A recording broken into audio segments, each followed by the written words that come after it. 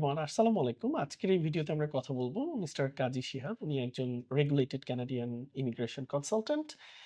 আমরা খুব ইন্টারেস্টিং একটা কোয়েশ্চেন জিজ্ঞেস করব। এই ধরনের কোয়েশ্চেন যখন একজন হায়ার এডুকেশন বা ইমিগ্রেশনের স্বপ্ন দেখতে থাকে কানাডা নিয়ে, তাদের কাছ থেকে প্রায়ই শোনা যায় এবং আমি নিজেও এই প্রশ্নের উত্তর খুঁজেছিলাম যখন আমি হায়ার এডুকেশনের জন্য বাইরে ইনফ্যাক্ট যাওয়ার চিন্তা করছিলাম। সো আমি আজকে লাকি ইনাফ যে আপনাকে পেয়েছি সামনাসামনি, বিকজ আপনি টরন্টোতে থাকেন। তো আমার কোয়েশ্চেনটা হচ্ছে যে শুধু টরন্টো না, কানাডাতে মুভ করার জন্য অনেক ছেলে মেয়ে আছে যারা করতেছে, প্রিপারেশন নিচ্ছে আমাদের সাথে বা ভবিষ্যতেও যাবে। এই ভিডিওটা হয়তো অনেকদিন পরেও কারোর জন্য হেল্পফুল হতে পারে। তো কানাডিয়ান জব মার্কেটে নিজেকে অ্যাপ্রোচেবল বা নিজের জব পাবার যে পসিবিলিটি সেটা বাড়ানোর জন্য কি কি প্রিপারেশন একজন স্টুডেন্টের বা একজন ইমিগ্রেন্ট প্রত্যাশী ক্যান্ডিডেটের থাকা উচিত বলে আপনি যদি একটু আমাদেরকে গাইড করেন। ওকে, খুবই ইন্টারেস্টিং এবং ইম্পর্টেন্ট একটা কোয়েশ্চেন। সো যখন আমরা একটা দেশ থেকে আরেকটা দেশে যাই, আমি এই ক্ষেত্রে কানাডার কথাই বলি, বাট এই কথাটা মূলত যে কোনো দেশের জন্যই প্রযোজ্য। প্রথমে যখন আমরা যাওয়ার প্রস্তুতি নিচ্ছি, আমার উচিত একটু রিসার্চ করা, সেই দেশের কালচার সম্পর্কে জানা, সেই দেশের মার্কেট প্লেসে কী কী ধরনের রিকোয়ারমেন্ট আছে, কী কী স্কিলের প্রয়োজনীয়তা আছে, সেই জায়গাগুলো নিয়ে কাজ করাটা প্রয়োজন আছে। আর যখন আমি জানি আমার ভিসা হয়ে গেছে, এখন আমি প্রস্তুতি নিচ্ছি যে আমি সেখানে যাব, সেটা হতে পারে স্টুডেন্ট হিসেবে বা ইমিগ্রেন্ট হিসেবে। স্টুডেন্ট হিসেবে কানাডাতে সাধারণত 24 ঘন্টা কাজের পারমিশন থাকে। সো সেক্ষেত্রে 24 ঘন্টা in a per week. Per week, হ্যাঁ। ইয়া।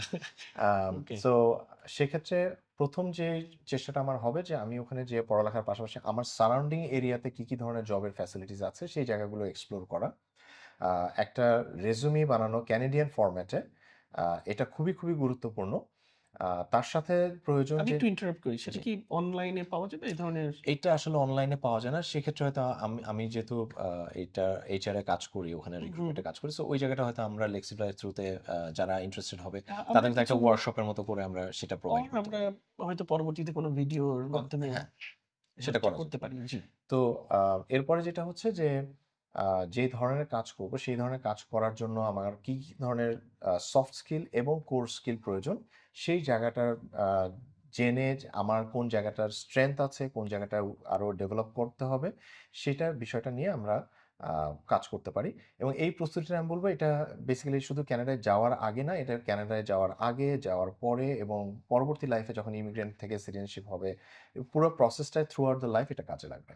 So okay. নিজের স্কিল ডেভেলপমেন্ট, মূলত সফট স্কিল এবং কোর স্কিল, এই জায়গাটা আমি বলবো যে খুব গুরুত্বপূর্ণ একটা কোন মানুষের কোন জন্য। স্কিলগুলোর ডিমান্ড? আমি একটু বেশ টাফার কোয়েশ্চেন করে ফেললাম মনে হয়। আচ্ছা, সফট স্কিলের ক্ষেত্রে অনেকগুলো আছে। যদি আমি বলি কমিউনিকেশন স্কিল, হুম। ইন্টারপার্সোনাল রিলেশনশিপ, নেটওয়ার্কিং, মূলত এই ৩টা জিনিস এবং র্যাপো বিল্ড আপ করা, এই হুম। জায়গাগুলো আমি বলব যে মূলত সফট স্কিলের জায়গাগুলোতে কাজ করা যেতে পারে। অনেকে আছে আমরা যারা ইন্ট্রোভার্ট হুম। থাকি, তাদের জন্য খুব কষ্ট হয়ে যায় যখন আমরা বাইরে কারোর সাথে কথা বলতে চাই বা ইন্টারভিউতে কথা বলতে হয়, সেখানে কী ধরনের এটিকেট মেনটেন করা উচিত, এই জিনিসগুলো জানা উচিত।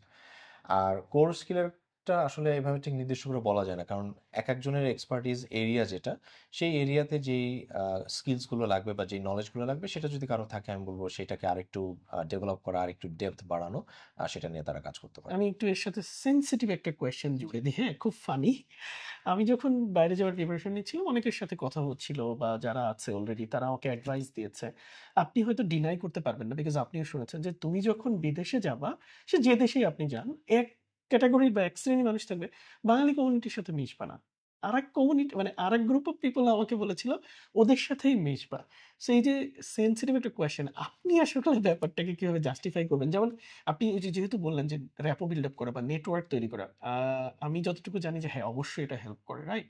তারপর আপনার দৃষ্টিকোণ থেকে আপনি কি বলবেন? এটা কি? আচ্ছা, ওকে।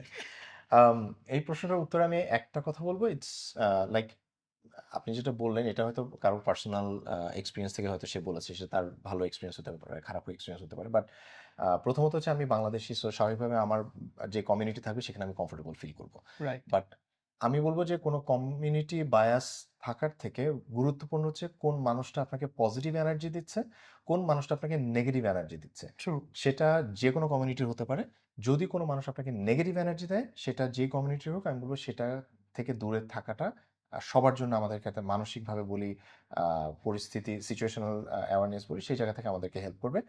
যে মানুষগুলো পজিটিভ এবং যে মানুষগুলো আমাদেরকে ডেভেলপ করতে হেল্প করবে আমি বলবো তাদের সংস্পর্শে থাকাটাই জরুরি। সো এখানে আমি বলবো কমিউনিটি বায়াসের থেকে আপনাকে দেখতে হবে যে কোন মানুষটা আপনাকে পজিটিভলি হেল্প করছে আর কোন মানুষটা আপনাকে নেগেটিভ এনার্জি দিচ্ছে। তাহলে আমি যদি সাম আপ করি পুরো ব্যাপারটা, তাহলে বাইরে যাওয়ার আগে পৃথিবীর যে কোনো দেশ ইনক্লুডিং কানাডা ফোকাসড, তাহলে অবশ্যই তাকে একটা কানাডিয়ান যে সিভি সেটা প্রিপেয়ার করতে হবে এবং তার যে স্কিলগুলো আছে লোকাল যে জব মার্কেটটা আছে সেটা এক্সপ্লোর করতে হবে, তার সাথে ম্যাচ করাতে হবে। এবং এটা কি ওয়াক ইন ইনিশিয়াল স্টেজ, আমি যদি স্টুডেন্টদের জন্য বলি, তারা কি ওয়েবসাইটের উপরেই শুধু ডিপেন্ড করে থাকবে নাকি ওয়াক ইন করতে পারে বিভিন্ন জায়গাতে এক্সপ্লোর করে? প্রথমত ওয়েবসাইট আছে, তার আশেপাশে যদি কেউ স্টাডিতে চায় ইউনিভার্সিটিতে কিছু ক্যারিয়ার অ্যাডভাইজার থাকে, কাউন্সিলর থাকে, তাদের সাথে কথা বলতে Yeah, পারে। that's a very good point. ইউনিভার্সিটির অ্যাডভাইজাররা হেল্প করে, সো অনেক অনেক ওয়ার্কশপ হয়, রাইট? ওয়ার্কশপও হয়। তারপরে কিছু সেটেলমেন্ট অর্গানাইজেশন থাকে, সেখানে ফ্রি রেজুমি ওয়ার্কশপ করানো হয়, ইন্টারভিউ স্কিলস প্র্যাকটিস করানো হয়। সেই জায়গাগুলোতেও তারা আমি বলবো যে এক্সপ্লোর করতে পারে। প্লাস সে যেখানে আছে সেটা কমিউনিটির লোকজন হলে তো অবশ্যই সেটা একটা অ্যাডভান্টেজ। না হলেও আপনি যেই ক্যারিয়ারে যেতে চাচ্ছেন সেই ক্যারিয়ারে যারা অলরেডি সাকসেসফুল বা ম্যানেজার লেভেলে আছে, আমি বলবো তাদের কাছ থেকে তাদের সাথে লিঙ্কডইনে কানেক্টেড হয় ইজ ভেরি ইম্পর্টেন্ট। আমি exactly, you read my mind, আমি কথাটাই বলতে চাচ্ছিলাম যে অবশ্যই একটা পৃথিবীর যে দেশেই যেতে চান না কেন, লিঙ্কডইনে একটা খুব সুন্দর করে আপনার স্কিলগুলো শোকেস করে প্রোফাইল তৈরি করবেন। এটা হচ্ছে বাইরে যাওয়ার ফার্স্ট কন্ডিশন।